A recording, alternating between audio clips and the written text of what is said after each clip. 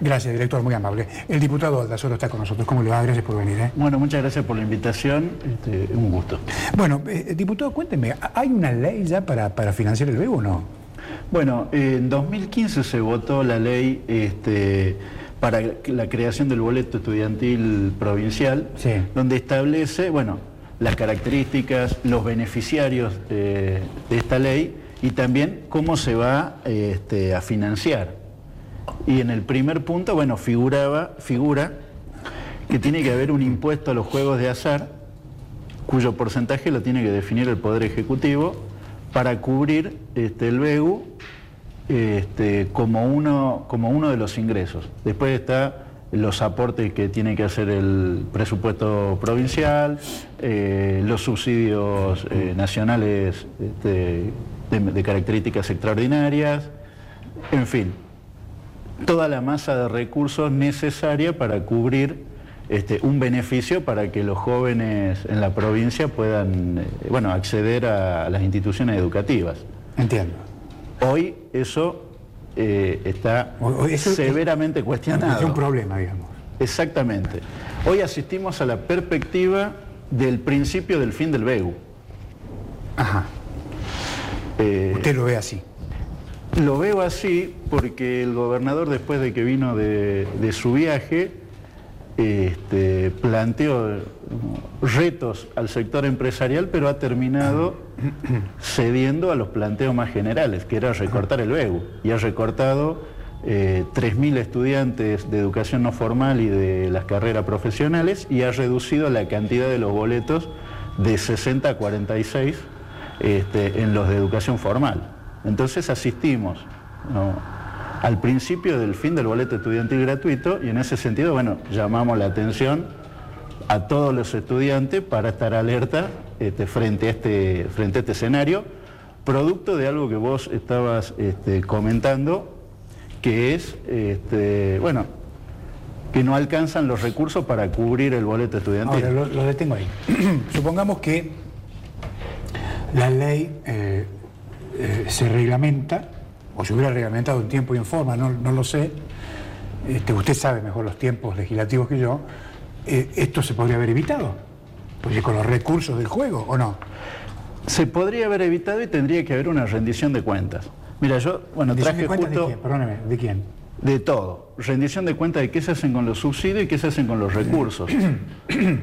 Para ver si efectivamente son insuficientes, si hay que conseguir o gestionar, si el gobierno tiene que gestionar nuevos recursos para poder garantizar este beneficio. Entiendo. Te traje justo acá, este es el boletín oficial de la provincia del 23 de diciembre de 2015, donde ya sale publicada la ley 5.880, que es la ley de la creación del boleto estudiantil gratuito, donde fija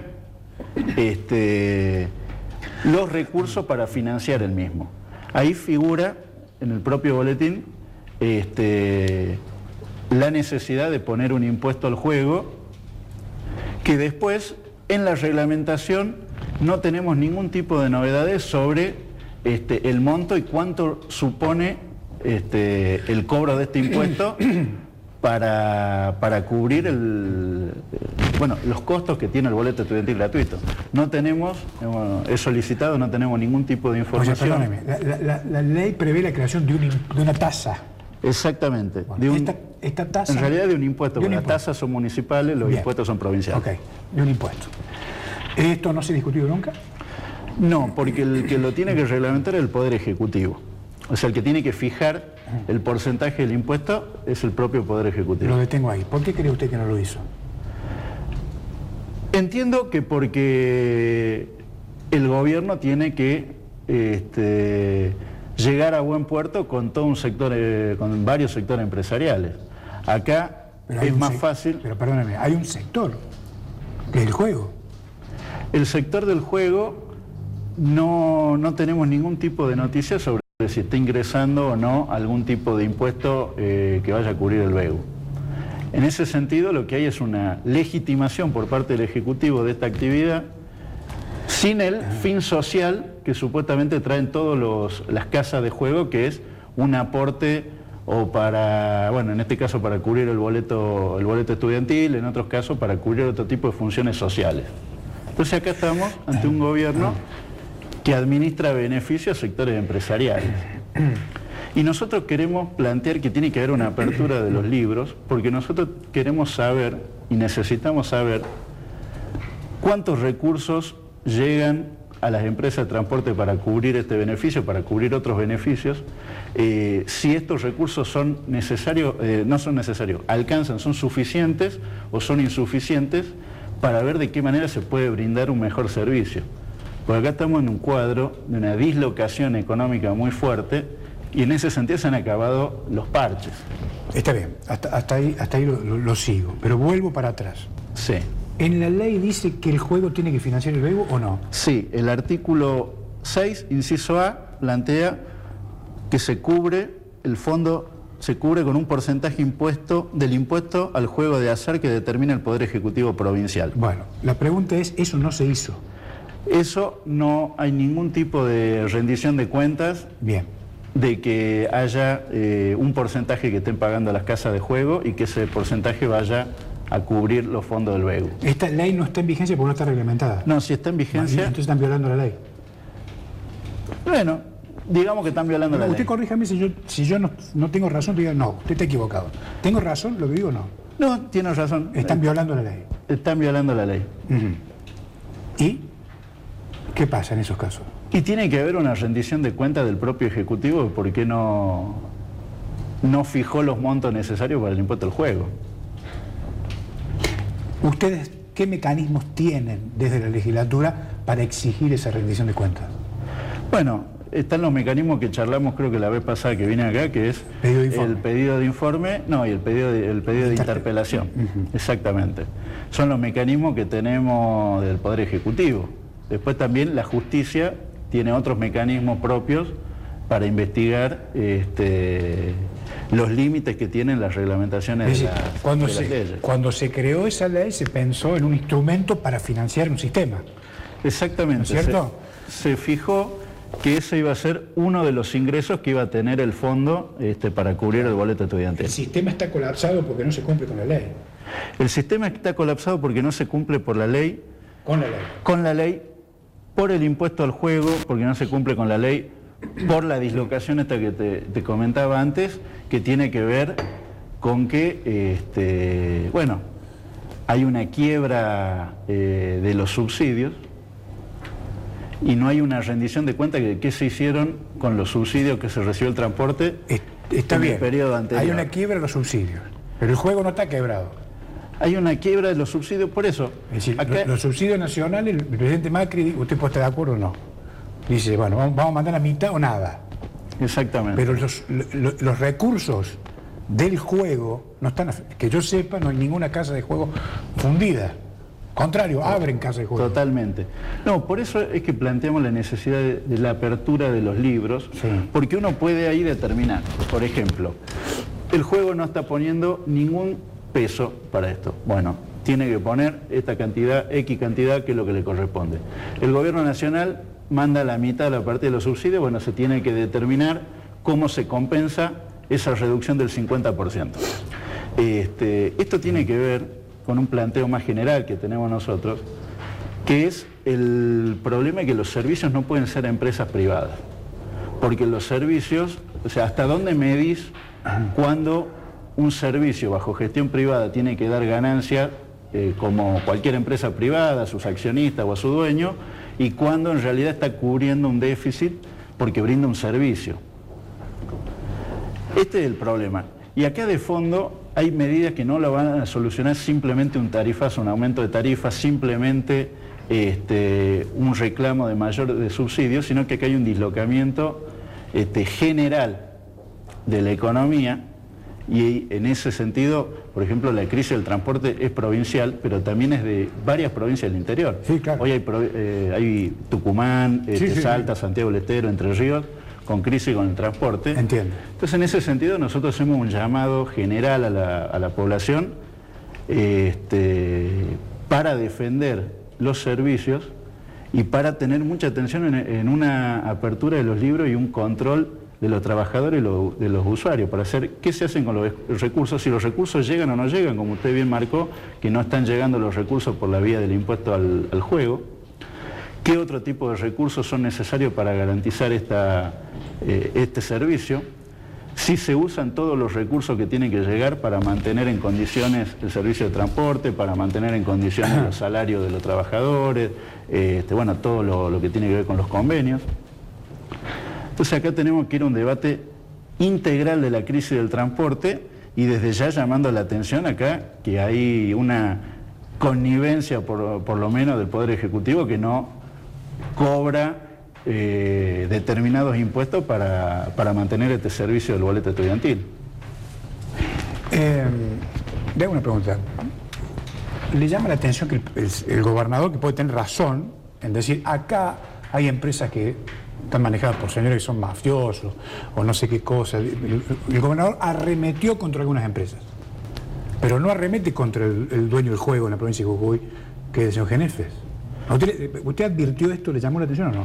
Bueno, llama la atención, pero en una lectura más de fondo, el gobernador termina dando la razón a todos los sectores empresariales. Le termina dando la razón a todo el sector empresarial vinculado al juego sin cobrarle el impuesto que le tiene que cobrar, pero también, a pesar de que lo haya retado, al sector de los empresarios del transporte porque ha terminado cediendo a lo que ha planteado. Los empresarios del transporte plantean que hay que reducir los boletos gratuitos y el gobierno ha dado la venia para reducir el BEU. Por eso yo planteé, cuando empezamos la nota, que está en cuestionamiento desde el principio y el fin del boleto estudiantil gratuito. O sea, a uno les tira, los reta, a otro no los reta, pero termina en cierto sentido gobernando y tomando medidas que son los que plantean y lo que están requiriendo los empresarios acá en la provincia. Iñaki, ¿usted cree que puede haber, independientemente de que esa es su lectura, que el gobernador ha puesto fin al tema del sistema gratuito para los jóvenes estudiantes, ¿usted no cree que puede surgir otra alternativa en medio de esta discusión? Nosotros defendemos que acá tiene que haber un planteo integral de rescate del servicio del transporte y que tiene que pasar necesariamente por la nacionalización de la banca y del comercio exterior en el sentido siguiente. Hoy se ha dislocado la economía nacional, entonces ahora, como usted bien explicaba, Nación decidió enviar el 50% de los recursos vía subsidio. Bueno, tenemos que discutir medidas excepcionales también para cubrir ese déficit. Sí. Tenemos que discutir cómo defendemos los recursos estratégicos de la nación. Por ejemplo, bueno, está la explotación de vaca muerta, que el gobierno anterior anuncian con bombo y platillos, pero que ha llevado una dolarización de la tarifa del precio del combustible increíble. Ahora se acaba de patear para después de las primarias un nuevo aumento del combustible.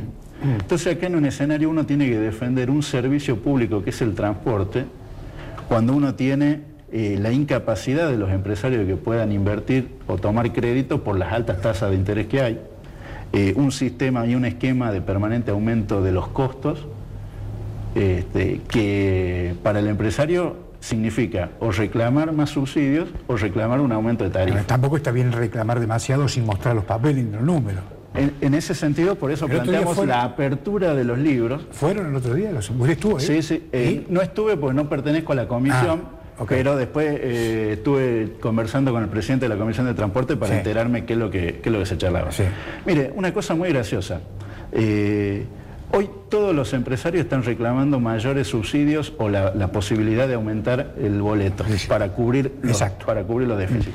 Sin embargo, no hay ninguno de los empresarios que haya reclamado contra esta orientación más general que ha tomado el gobierno nacional de aumentar, bueno, terriblemente los costos para el crédito, de dolarizar los combustibles.